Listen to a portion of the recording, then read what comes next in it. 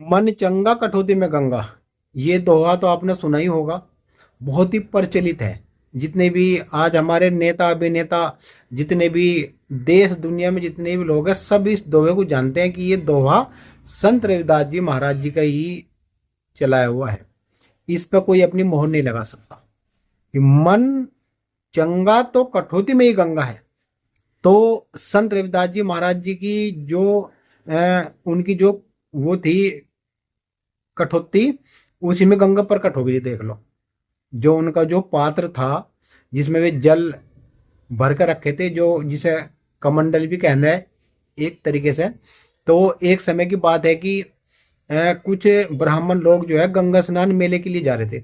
तो रास्ते में ही संत रविदास जी महाराज जी कुटिया पड़े। तो उन ब्राह्मणों के मन में विचार आया कि यार हम चल तो रहे, एक बार संत रविदास जी के दर्शन भी कर लेंगे और उनसे दुआ सलाम भी कर लेंगे और फिर आगे को चलेंगे, उनसे भी कह के हो सकता है वे भी जाएं। तो जैसे ही वे उनके मन में धारणा आई तो आगे थोड़ा से ही चलकर गुरु रविदास जी की कुटिया नजर आई। तो देखा जाए गुरु जी वहीं किसी कार्य में व्यस्त थे। तो उन ब्राह्मणों ने गुरु जी से सत्साहिब करी।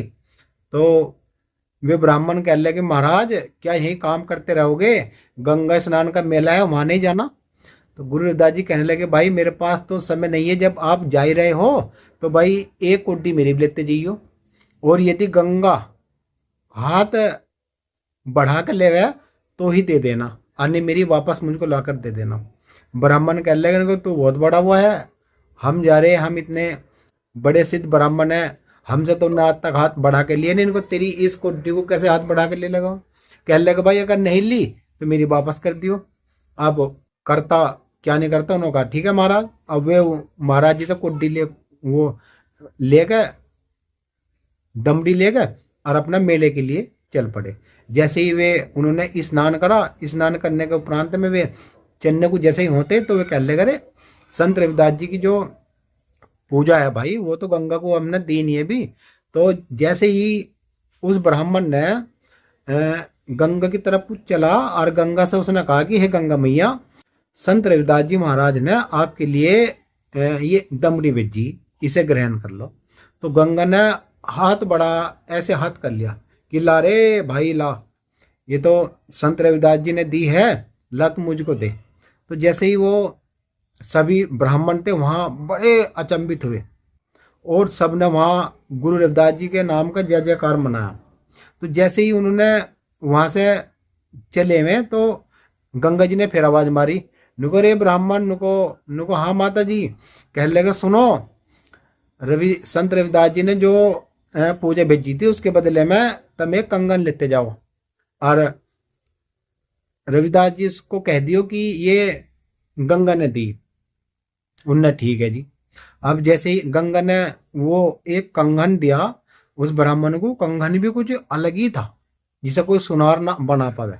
वो तो अद्भुत माया थी, उस मालिक की लीला का क्या पता चीज, कुछ नहीं पता। तो जैसे ही वो मतलब मिली, ब्राह्मण को मिला, तो ब्राह्मण के मन में ना पाप आ गया। कह लगा, भाई हम संत रविदास जी को जो कंगन नहीं देने के, हम तो उनको इस कंगन को राजा को देंगे और हमें वो माला माल कर देगा। अब इस कंगन को लेकर वो राजा के पास चला गया।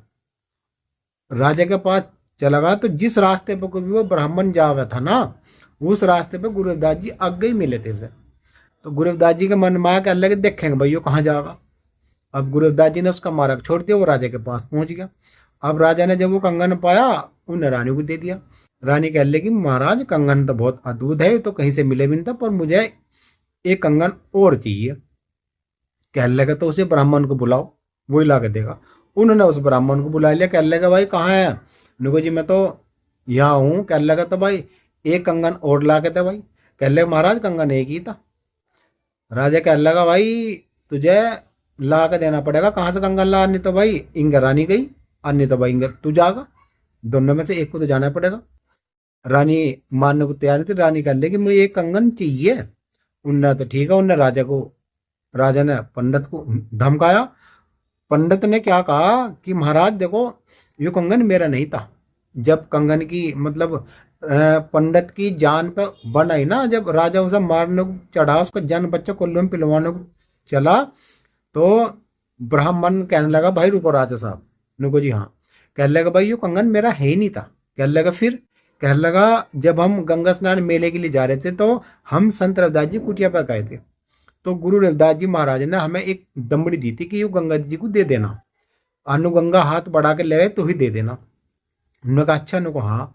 अन्न को गंगा को जैसे हमने आवाज मारी कि संत रविदास जी ने आपके लिए यो भेजी, तो इसीलिए गंगा मैया ने संत रविदास जी महाराज को यो कंगन देने के लिए कहा था, और हमारे मन में पाप आ गया और हम यो आपके पास ले आए जिससे कि हमें को थोड़ा धन मिल जा।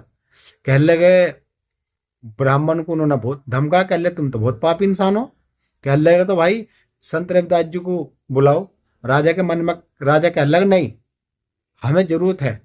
तो राजा जो है गुरु जी के पास चल दिया। अब भी उस ब्राह्मण की जान रविदास ही बचाने वाले हैं।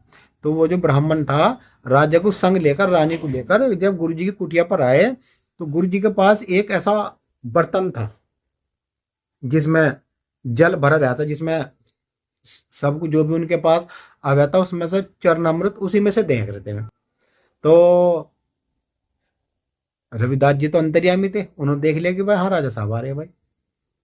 अब वो राजा कहने लगा महाराज सतनाम। नुको सतनाम भाई आजा राजा साहब।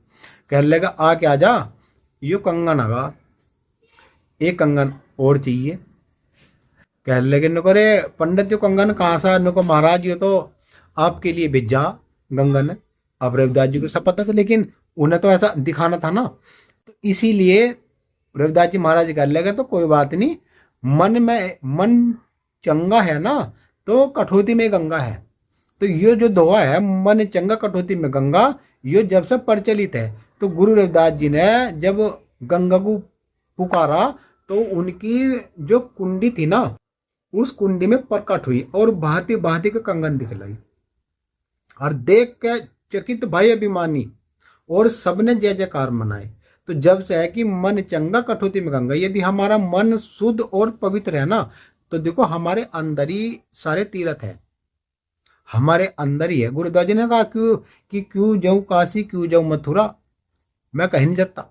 उन्होंने तो ऐसा व्यवस्था बनाई यहाँ की कि भाई यदि चाहे तो अपनी घर गृहस्थी को पार कर सकते हैं। राजा महाराजाओं ने घर गृहस्थी पार कर ली अपनी। जो आज संत रविदास जी के जितने शिष्य है ना, आज उनका नाम संसार बड़े आदर से लेता है। देख कितनी अद्भुत बात है।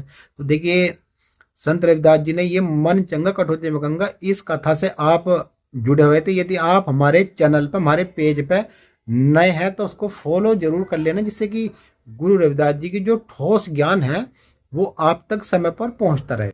एक कमेंट प्यारा सा सतनाम सतगुरु जरूर लिखें।